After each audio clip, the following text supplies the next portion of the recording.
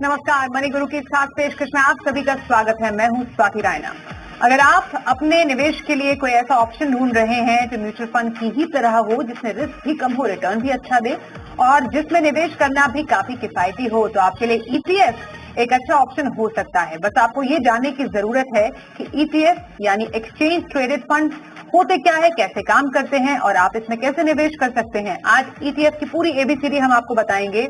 हमारे साथ दो खास एक्सपर्ट्स हैं, उनका परिचय करा दे। वाइज इन्वेस्ट के सीईओ हेमंत रस्तगी और आईसीआईसीआई प्रूडेंशियल एएमसी के हेड इन्वेस्टमेंट चिंतन हरिया।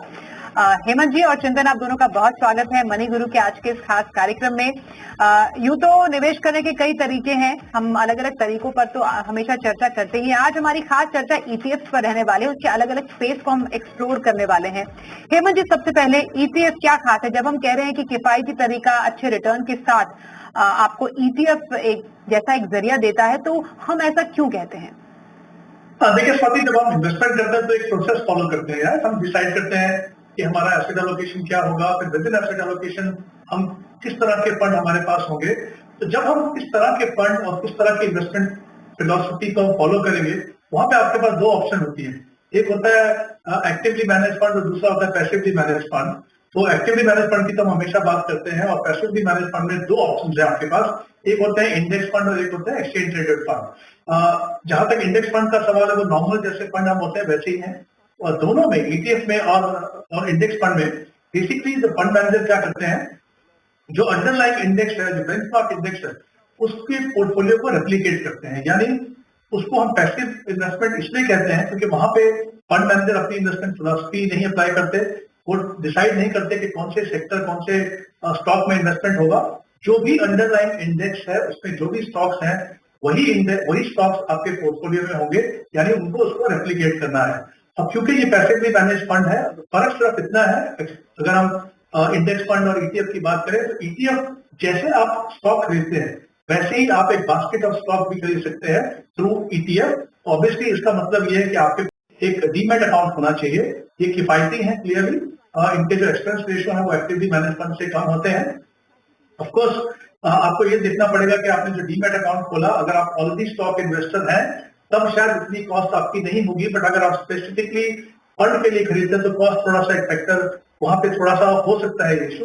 बट अदरवाइज इसमें ट्रांसपेरेंसी है, आपको पता है कि किस तरह के स्टॉक्स मेरे पोर्टफोलियो में होने वाले हैं।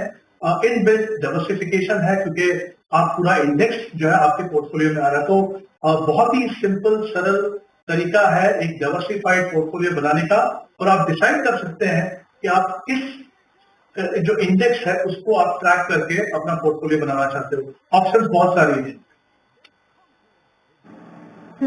बिल्कुल, तो ऑप्शन बहुत सारे हैं। ईटीएफ एक तरीका हो सकता है आपके पोर्टफोलियो में वैल्यू ऐड करने का। चिंतन से समझते हैं अब। चिंतन, क्या खास है अभी के इस टाइम में? क्योंकि हम ये कहते हैं कि बाजार में इन्वेस्ट करने का हर जो समय होता है वो सही ही होता है, बस आपको अपना जो इन्वेस्टमेंट गोल है वो आपके लिए क्लियर होना चाहिए।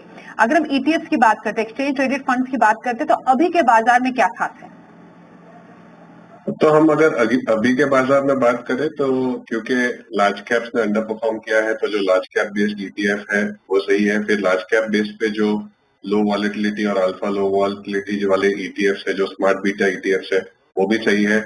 और पूरा एक जो भारत में अगर हम देखें तो क्योंकि इतनी बड़ी आबादी होने के कारण दवाइयों की बिक्री और हॉस्पिटल्स की जो आय है वो बढ़ रही है, तो जो पूरा हेल्थ केयर ईटीएफ सेगमेंट है वो भी एक अच्छा जरिया है। सेक्टर्स बहुत सारे हैं, उन सेक्टर्स में अगर हम आज देखें तो जो बैंकिंग सेक्टर है, हेल्थ केयर सेक्टर है, आईटी सेक्टर है, उसमें लोगों का निवेश हो सकता है और लार्ज कैप की तरफ लोगों का रुझान होना चाहिए, क्योंकि हमारा ऐसा मानना है मिड एंड स्मॉल कैप काफी चल चुका है, तो वहां पर शायद आपको थोड़ा स्प्रेड करके इन्वेस्टमेंट करना चाहिए। पर अगर आज पैसा अगर आपको कहीं लगाना है तो आप health care ETF, FMCG ETF, IT ETF की तरफ आपका इन्वेस्टमेंट कर सकते हैं। और बैंकिंग जो कि एक इकोनॉमी का रिफ्लेक्शन है, अगर इकोनॉमी बड़ा होती है बैंकिंग भी इकोनॉमी के साथ बड़ी हो जाती है। तो बैंकिंग ईटीएफ में आपके पास बहुत सारे ऑप्शन है। बैंक ईटीएफ है, प्राइवेट बैंक ईटीएफ है, नॉन बैंक जो फाइनेंशियल सर्विसेज है उसमें भी आपके पास ईटीएफ है, और पीएसयू बैंक ईटीएफ। सो बहुत सारे ऑप्शंस है, उन ऑप्शंस में से आप एक सूटेबल पोर्टफोलियो बना सकते हैं। within the ETF segment. Okay, तो चिंतन जैसे बता रहे हैं कि with in passive space also जो सेक्टर्स हैं, सेक्टर स्पेसिफिक इन्वेस्टमेंट आप कर सकते हैं। बैंक हो गया, आईटी हो गया, हेल्थ केयर है, ये कुछ ऐसे सेगमेंट्स हैं जहां पर आप एक अच्छा पोर्टफोलियो थ्रू पैसिव इन्वेस्टमेंट या ईटीएफ, एक्सचेंज ट्रेडेड फंड्स के जरिए बना सकते हैं। इस पर मैं थोड़ी और चर्चा आपसे करूंगी चिंतन। मैं पहले हेमंत जी आपसे समझना चाहती हूँ, जब हम ईटीएफ में इन्वेस्टमेंट की बात करते हैं with in different categories and spaces, equity से सर शुरू करते हैं। हमने देखा है कि लार्ज कैप एक ऐसा स्पेस है जहां पर पैसिव इन्वेस्टमेंट काफी अच्छी, मतलब ट्राइड एंड टेस्टेड भी रही है, लोग इन्वेस्ट भी करते हैं।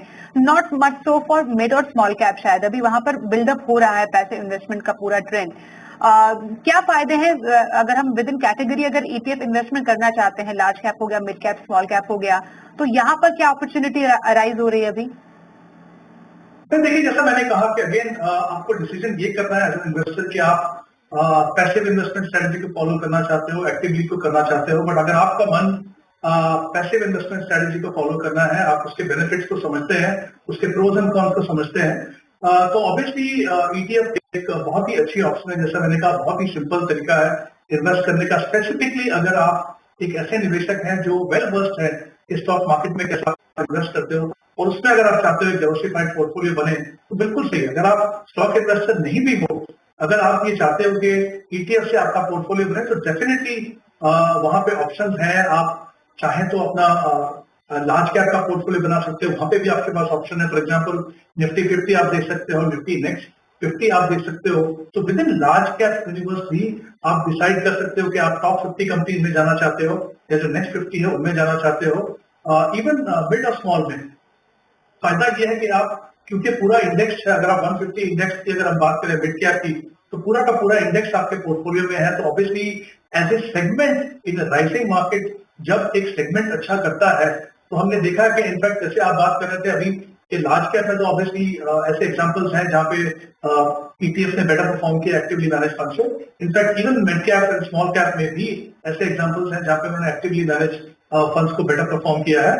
बट ऑब्वियसली डिफरेंट समय पे बिहेवियर और जो परफॉर्मेंस है वो डिफरेंट रहती है। ऑफकोर्स एक इशू ये होता है कि राइजिंग मार्केट में सही है कि वो जो ईटीएफ्स हैं वो आपको पूरा मोमेंटम का फायदा देंगे आपके पोर्टफोलियो में। बट अगर मार्केट वॉलेटाइल हो या फिर डिक्लाइनिंग मार्केट हो, तो वहां पे प्रोटेक्शन नहीं होती है, क्योंकि पूरा का पूरा पैसा जो है फुल्ली इन्वेस्टेड होता है, जबकि एक्टिवली में फंड मैनेजर के पास ऑप्शन होती है। तो क्लियरली एज लॉन्ग एज आपकी क्लैरिटी है, मुझे लगता है शुरुआत आपको डेफिनेटली, जैसे हमने कहा, लार्ज कैप में आपके पास ऑप्शन है, मिड कैप में ऑप्शन है आपके पास, स्मॉल कैप में। अगर आपके पास एक क्लैरिटी है कि डिफरेंट सेगमेंट में कितना एलोकेशन आप करना चाहते हैं और उसमें आपकी क्षमता है कि उसको आप जब जरूरत हो उसको रीबैलेंस कर सकते हो, तो डेफिनेटली जैसा मैंने कहा आपके पास ऑप्शन है कि आप इन 3 ईटीएफ से अपने इन्वेस्टमेंट की शुरुआत करिए। और जैसा पहले हमने बात की, आपने कहा कि सेक्टर स्पेसिफिक ईटीएफ भी आपके पोर्टफोलियो में बन सकते हैं, बट ऑफकोर्स वो नए निवेशकों के लिए नहीं है जो उसके अटेंडेंट रिस्क को नहीं समझते, जिनका रिस्क प्रोफाइल नहीं है। एक बार आपने पोर्टफोलियो बनाया, आप चाहें उसको अपना एक्सपेंड करना, तो डेफिनेटली सेक्टर स्पेसिफिक ईटीएफ भी आपके पोर्टफोलियो में to some extent definitely include हो सकते हैं आपके पोर्टफोलियो में। Okay, all right. Hemant ji please साथ में कुछ अपने कुछ रिकमेंडेशंस दे सकते हैं आप कैटेगरी में जो ईटीएफ हैं, आपने क्योंकि लार्ज, मिड और स्मॉल कैप की बात की, वहां पर कौन से फंड्स आप पसंद करते हैं? हाँ, देखिए, अगर हम बात करें लार्ज कैप में, जैसे आईसीआईसीआई निफ्टी 100 ईटीएफ है, कोटक निफ्टी 50 ईटीएफ को देख सकते हैं। मिड कैप में अगर हम बात करें, जैसे कोटक मिड कैप 50 है, Motilal Oswal Nifty mid cap 100 ETF है। स्मॉल कैप में भी जैसे एचडीएफसी निफ्टी स्मॉल कैप 250 है। आई थिंक मोर और लेस अगर आप देखेंगे, जो डिफरेंस होगा किसी भी ईटीएफ में वो ट्राई का होगा। तो आई थिंक अगर आप देखेंगे बहुत ज्यादा फर्क, क्योंकि अंडरलाइन जो है वो वही है, तो सिर्फ जहां पे कौन ईटीएफ थोड़ा एफिशिएंटली मैनेज हो रहा है in terms of tracking error, उतना ही फर्क होगा। बट यूजुअली आप देखेंगे कि जो परफॉर्मेंस में फर्क है बहुत ज्यादा नहीं है। तो इनफैक्ट कोई भी आप अच्छा पेडिग्री का फंड जो हो उसको आप ले सकते हैं। बहुत ज्यादा फर्क, अनलाइक इक्विटी फंड जो एक्टिवली मैनेज फंड है जहां पे बहुत ज्यादा फर्क हो सकता है, ईटीएफ में आपको बहुत ज्यादा परफॉर्मेंस पे डिफरेंस नहीं दिखेगा। Okay, all right. मैं इनफैक्ट क्योंकि हम सेक्टर्स की हमने बात की चिंतन आपसे, हमने कैटेगरीज की भी बात की, लार्ज, मिड और स्मॉल कैप। एक इन्वेस्टर, कैसे इन्वेस्टर के लिए एक सेक्टोरल ईटीएफ में एक्सपोजर आप सही मानते हैं? क्योंकि जैसे हेमंत जी ने राइटली पॉइंट आउट किया, क्योंकि एक सेक्टोरल स्पेस जो होता है वो it comes with high risk also, आपको सेक्टर की समझ होना भी जरूरी है। तो as compare to an active sector fund, एक सेक्टोरल ईटीएफ कितना अलग है? And at the same time एक सेक्टोरल ईटीएफ को एक इन्वेस्टर कैसे पहचाने, उसमें निवेश का सही तरीका या सही समय क्या रहना चाहिए? तो बिल्कुल मैं हेमंत जी से जो हेमंत जी ने कहा कि आप पहले एक लार्ज कैप फंड के द्वारा आपका पोर्टफोलियो बनाएं और फिर जैसे आपको मार्केट में जो रुझान है, मार्केट की जो गति है, दिशा है, आपको समझ में आती है और जो सेक्टर्स की जो ट्रेड्स है उसको आपको समझ में आते हैं, तो आप सेक्टरल ईटीएफ में भी निवेश कर सकते हैं। थोड़ा उसमें आपको जानकारी रखना जरूरी है। भारत के केस में अगर हम देखें तो जैसे कि मैंने कहा कि बैंकिंग सेक्टर अगले 5-10 सालों के लिए जो ग्रोथ सेक्टर है, आप बैंकिंग सेक्टर की तरफ जो थोड़ा थोड़ा करके आप निवेश कर सकते हो। ईटीएफ की खूबी रहती है कि अगर आपको एक यूनिट भी खरीदना है, आमतौर पर एक यूनिट 50 रुपए से 100 रुपए का होता है किसी भी ईटीएफ का, तो आपको थोड़ा थोड़ा करके भी अगर आपको खरीदना है, आपको एक पूंजी बनानी है, तो आपको एक बहुत आसान तरीका है, आप एक एक यूनिट करके आपका पोर्टफोलियो बनाए। तो बैंकिंग ईटीएफ जैसे मैंने कहा, दवाइयों की अगर बात करें तो आपको भले जानकारी केमिकल्स की और फार्मा की ना हो, पर ये तो हमें जानते हैं कि 140 करोड़ की आबादी को दवाइयों की जो लागत है या दवाइयां जो लगेगी वो काफी ज्यादा मात्रा में लगेगी अगले 5, 10, 15 सालों में।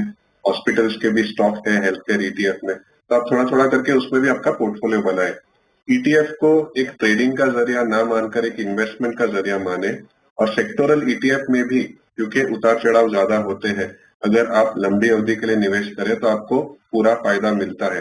कुछ एक सेक्टर ऐसे होते हैं जहां पर उतार चढ़ाव ज्यादा होता है, जैसे कि metals, oil and gas, PSU bank, वहां पर आपको थोड़ा संभाल के रहना पड़ेगा। पर अगर आप उसमें सही समय पे निवेश करते हो तो आपको उसका फायदा भी मिलता है। तो जैसे जैसे आपकी जानकारी बढ़ेगी ईटीएफ में, आप जरूर उसमें निवेश कर सकते हो। पर कुछ भारत में ऐसे ईटीएफ है जैसे कि बैंकिंग, हेल्थ केयर, टेक्नोलॉजी यानी कि आईटी, जहां पर आप अगर लंबी अवधि के लिए पैसा रखते हैं तो आपको जनरली उन कंपनीज की ग्रोथ के साथ पोर्टफोलियो में ग्रोथ भी मिलता है।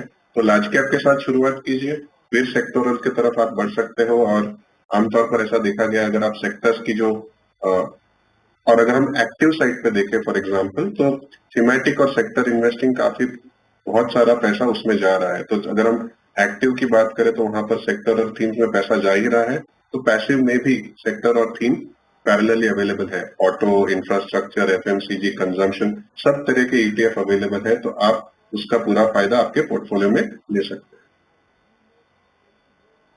बिल्कुल, जैसा हम आपके कुछ फंड्स का प्रदर्शन भी देख पा रहे हैं चिंतन, आपने क्योंकि कुछ सेक्टर्स की बात की, कुछ जो ईटीएफ हैं मोस्टली 2000 पिछले साल और अब तक के, उसमें ऑटो हो गया या इंफ्रा है, ये कुछ सेक्टर्स ने एक्सेप्शनली अच्छा किया। आपने पीएसयू बैंक का काफी बार जिक्र किया, यहाँ पर अच्छा परफॉर्मेंस हमें देखने को मिला। और ये कुछ ऐसे सेक्टर्स भी हैं जिसमें जो अभी हमने इनफैक्ट बजट में देखा, वहां पर इंफ्रा से जुड़ी हुई काफी अनाउंसमेंट्स हुई है। बैंकिंग सेक्टर काफी ज्यादा ब्राइट दिखता है। ऑटो सेक्टर में कुछ ना कुछ हम हलचल अच्छी देखते रहते हैं। अभी एट द मोमेंट जो एक निवेशक के लिए, किसी को सेक्टर में ही जाना है, सेक्टर इन्वेस्टमेंट ही करनी है, आने वाले टाइम में क्या प्रदर्शन पिछले कुछ टाइम का देखना सही रहेगा कि पिछले 1, 2 या 3 साल के प्रदर्शन के लिहाज से एक स्टॉक पिकिंग, एक पिकिंग की जाए, फंड को चूज किया जाए, या फिर क्योंकि सिक्लिकल रहते हैं थोड़ा समझा जाए कि आगे आने वाले प्रोबेबिलिटीज या पॉसिबिलिटीज कौन से सेक्टर में अच्छी रह सकती है, वहां पर इन्वेस्ट किया जाए? निवेशकों को ये जानना जरूरी है कि जो पास्ट के रिटर्न्स है उसके बहुत सारे फैक्टर्स हो सकते हैं, जो वैल्यूएशन के फैक्टर्स हो सकते हैं, सेक्टर, थीम, मार्केट, लिक्विडिटी। पर अगले 3 साल 5 साल में अगर आपको जो रिटर्न बनाने वाले क्षेत्र है, तो वहां पर जरूरी नहीं है पास में जिसने अच्छा किया वो आगे करेगा। पर कुछ क्षेत्र भारत में ऐसे जहां पर ग्रोथ की जो गति है वो काफी स्टेडी रहती है। तो हमने ऑलरेडी कहा कंजम्पशन, एफएमसीजी, आईटी, फिर फार्मास्यूटिकल यानी कि हेल्थ केयर, जहां पर थोड़ी गति स्टेडी रहती है, तो यहाँ पर आपको चिंता करने की जरूरत नहीं उतार चढ़ाव की। बैंकिंग थोड़ा ज्यादा वॉलेटाइल रहता है, पर अगर अर्थव्यवस्था की ग्रोथ जो आज $4 ट्रिलियन की हमारी अर्थव्यवस्था है, वो कुछ सालों में अगर $10 ट्रिलियन होने वाली है, तो उस गति को आपको अगर आपके पोर्टफोलियो में लेना है तो आप लार्ज कैप ईटीएफ के द्वारा ले सकते हैं। यहाँ पर आपको सभी क्षेत्र मिलते हैं और सेक्टोरल में आपको बैंकिंग सेक्टर एक अच्छा सेक्टर है। इंफ्रास्ट्रक्चर जैसे कि आपने देखा पिछले 3-4 सालों में इंफ्रास्ट्रक्चर की तरफ फोकस रहा है, तो इंफ्रास्ट्रक्चर सेक्टर ने बहुत अच्छा किया है, उसकी वजह से उसका पास्ट रिटर्न अच्छा है। पर क्योंकि कुछ स्टॉक्स महंगे हो जाते हैं तो आपको शायद उसमें निवेश करने से थोड़ा या तो फिर स्प्रेड आउट करना पड़ेगा निवेश, एक साथ निवेश ना करें। तो सेक्टोरल ईटीएफ में थोड़ा थोड़ा करके निवेश करके आप उसमें एक पोर्टफोलियो बनाएं, लंबी अवधि के लिए निवेश करें, उसमें ट्रेडिंग की मेंटालिटी ना रखें और 2-3 साल 4 साल के बाद वो पूरे सेक्टर का साइकिल अगर हो जाता है और आपको ऐसा लगता है कि आपने अच्छा पैसा बना लिया तो आप दूसरे सेक्टर की तरफ जा सकते हैं। पर हेल्थ केयर एक ऐसा सेक्टर है, मैं निवेशकों को कहना चाहूंगा, जहां पर आप हमेशा पैसा लगाते रहिए और अगले 5, 10, 15 सालों में भारत में हेल्थ केयर सेक्टर में जो ग्रोथ होगा उसमें आपका पूरा फायदा आप उठा सकते हैं।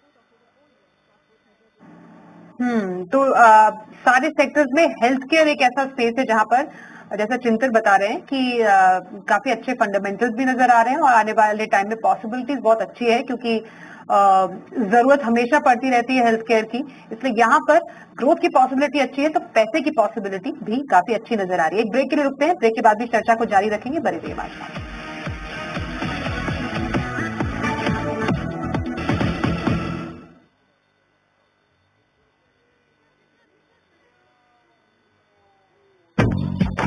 कहीं जूते के छाप, कहीं चाय के दाग और किचन में है झांक के छींटे, कैसे हटते सिलेंडर के नीचे है लोहे के निशान, सफेद मार्बल को होली का स्नान।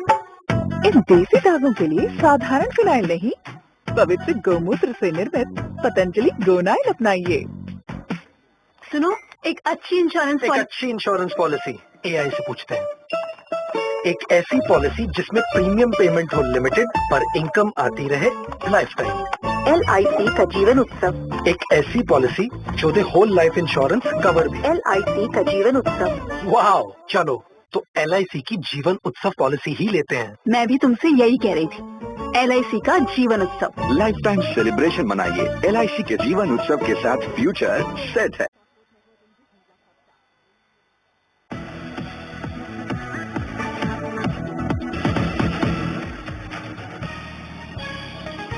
ETF पर आज हम चर्चा कर रहे हैं कैसे आप एक्सचेंज ट्रेडेड फंड में इन्वेस्ट कर सकते हैं, पोर्टफोलियो कैसे बना सकते हैं, क्योंकि ETF का भी जो संसार है वो काफी बड़ा है। यहाँ पर भी निवेश के कई जगह आपको मौके मिलते हैं। ICICI Pru AMC से चिंतन हरिया हमारे साथ हैं, साथ ही वाइज इन्वेस्ट से हेमंत रुस्तगी से हम खास चर्चा करें।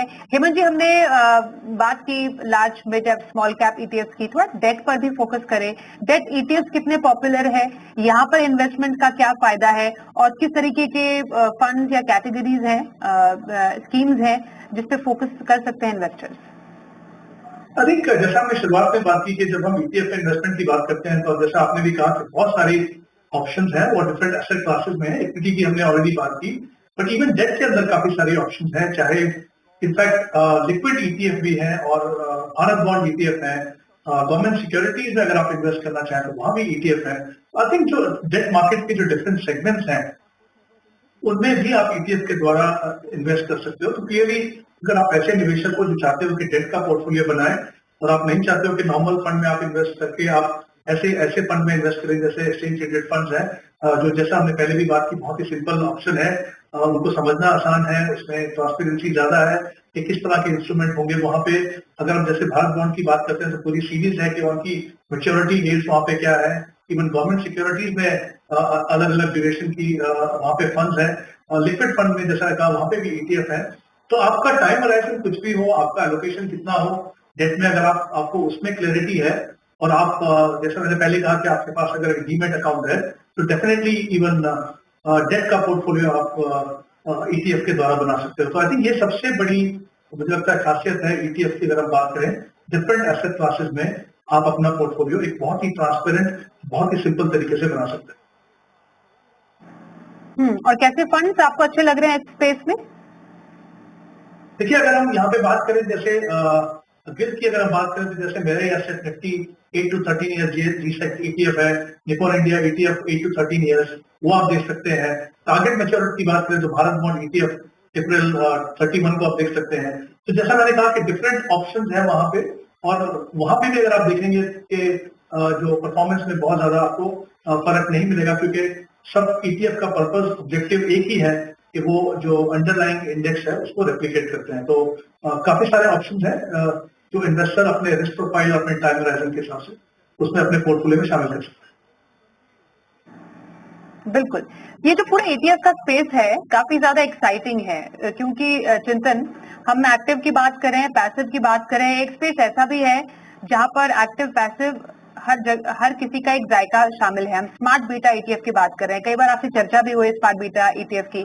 तो एक बार फिर से अगर आप दर्शकों के लिए बताएंगे कि यहाँ पर किस तरीके की अपॉर्चुनिटीज है फॉर इन्वेस्टर्स, क्योंकि आपको एक्टिव का भी एक फ्लेवर मिल रहा है, पैसिव का भी है, बीटा फंड, तीनों का जायका इसमें शामिल है। जी बिल्कुल, अगर हम निवेशकों के लिए अपॉर्चुनिटीज की बात करें तो स्मार्ट बीटा यानी कि बहुत ही सिंपल शब्दों में ऐसा एक इंडेक्स बनता है जहां पर, जैसे एक फंड मैनेजर एक्टिव फंड में सोचते हैं कि मुझे वैल्यूएशन के हिसाब से जो सस्ते स्टॉक है वो लेने हैं, मुझे मोमेंटम जो स्टॉक्स में है वो लेने हैं, या फिर मुझे मोमेंटम और वैल्यूएशन और वॉलिटिलिटी कम वाले स्टॉक लेने हैं। तो जैसे फंड मैनेजर सोचते हैं वैसे ही फैक्टर्स का मिश्रण करके या फिर एक फैक्टर का जो इंडेक्स बनता है, उस इंडेक्स पे निर्धारित जो फंड होता है उसे स्मार्ट बीटा फंड कहा जाता है।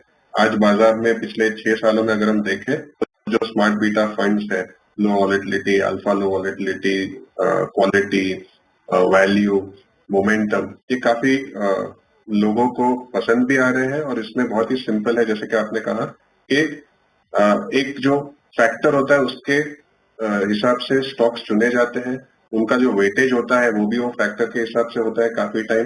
तो एक 30 स्टॉक का या 20 स्टॉक का अच्छा मिश्रण मिलता है जहां पर जो फैक्टर होता है मोमेंटम, यानी कि अगर पिछले 6 और 12 महीने में जो स्टॉक्स ने अच्छा किया है टोटल यूनिवर्स 200 में से, उन 30 स्टॉक को चुना जाता है। हर 6 महीने वो स्टॉक्स को वापस देखा जाता है कि कौन से 6 महीने और 12 महीने में अच्छा कर रहे हैं। तो मोमेंटम एक कैटेगरी है जो काफी लोगों को पसंद आ रही है। वैसे ही कंजर्वेटिव इन्वेस्टर्स को जिनको कम रिस्क लेना है, लो वॉलेटिलिटी एक सेक्टर है। लो वॉलेटिलिटी यानी कि जो स्टॉक ज्यादा स्थिर रहते हैं।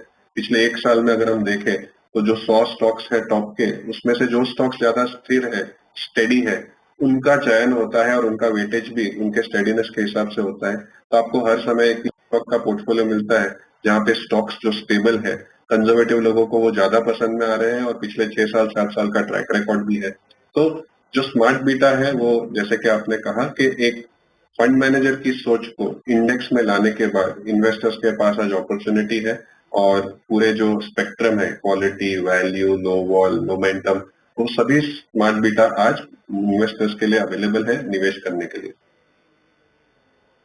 ओके, और ETF में भी एक और स्पेस है जिसकी चर्चा करना बेहद जरूरी है, क्योंकि यहाँ पर बहुत अच्छा खासा निवेश आता है, गोल्ड ETF। इसकी चर्चा क्यों ना करे कोई। मैं इसलिए हेमंत जी आपसे जानना चाहती, जब गोल्ड में इन्वेस्टमेंट की बात आती है, गोल्ड ETF में तो काफी एक पॉपुलर इन्वेस्टमेंट ऑप्शन अब सामने आए, और ना सिर्फ गोल्ड, सिल्वर ETF भी है। तो जरा यहाँ पर भी बताइए कैसे अपॉर्चुनिटीज बन रही है इन्वेस्टर्स के लिए। ये अगेन आई थिंक हम जब कमोडिटीज की बात करते हैं, गोल्ड और सिल्वर की, तो ऑब्वियसली उनका आपके पोर्टफोलियो में एक अलग तरह का रोल है। एक बार अगर आपको क्लैरिटी है कि आप अपने पोर्टफोलियो में गोल्ड और सिल्वर को कितना एक्सटेंड तक अपने पोर्टफोलियो में शामिल करना चाहें, तो आई थिंक फिर आपको ये देखना है कि कौन सी ऐसी ऑप्शन है जो बहुत ही आसान तरीके से हम इन फिजिकल एसेट्स में इन्वेस्ट कर सकें एज ए फाइनेंशियल एसेट्स। तो आई थिंक वही ETF, गोल्ड ETF और सिल्वर ETF आपको अलाउ करते हैं। इसमें भी सबसे बड़ा फायदा ये है, चाहे गोल्ड ETF हो चाहे सिल्वर ETF हो, वहां पे आपको प्योरिटी की चिंता नहीं करनी है। वो 99.9% आपको प्योरिटी मिलती है, 1 ग्राम के बराबर की 1 यूनिट आपको मिलती है। तो इन एसेट्स में, जबकि अगर आप फिजिकली खरीदते हैं तो बड़ी रकम की जरूरत होती है आपको, यहाँ पे आप छोटी छोटी रकम से भी आप इन एसेट क्लासेस को अपने पोर्टफोलियो में आप शामिल कर सकते हैं, और बहुत ही आसान तरीका है। इनफैक्ट ये वाले बजट में थोड़ी और जो टैक्सेशन पे जो क्लैरिटी आई, तो ऑब्वियसली इनकी जो अट्रैक्टिवनेस है जो और बढ़ गई अभी। तो मुझे लगता है कि अगर आपको ये क्लैरिटी है कि आपके पोर्टफोलियो में कितना हिस्सा गोल्ड और या सिल्वर में होना चाहिए, तो फिर ETF डेफिनेटली एक बहुत ही स्मार्ट और बहुत ही सिंपल तरीका है जिससे आप अपने पोर्टफोलियो में इन दोनों एसेट क्लासेस को शामिल कर सकते हैं। ओके, और क्विकली, वेरी क्विकली कुछ फंड्स आपकी तरफ से हेमंत जी। जी अगेन अगर हम गोल्ड की बात करें तो एबीएसएल गोल्ड ईटीएफ और एचडीएफसी गोल्ड ईटीएफ, सिल्वर की अगर बात करें तो कोटक सिल्वर और निप्पॉन इंडिया सिल्वर एटीएफ है। जैसा मैंने पहले भी कहा, बहुत ज्यादा फर्क आपको डिफरेंट ईटीएफ में नहीं मिलेगा। ओके, तो ये रहे कुछ ऑप्शंस गोल्ड और सिल्वर ईटीएफ में इन्वेस्टमेंट करने के। सेक्टोरल जो ईटीएफ है वहां पर आपके पास मौके हैं, अलग अलग जो सेक्टर्स है उसमें इन्वेस्टमेंट करने का पैसिव अंदाज में। तो तमाम ईटीएफ पर आज हमने चर्चा की। धन्यवाद करेंगे हेमंत जी और साथ ही चिंतन, आप दोनों का हमारे साथ इस कार्यक्रम में शामिल होने के लिए।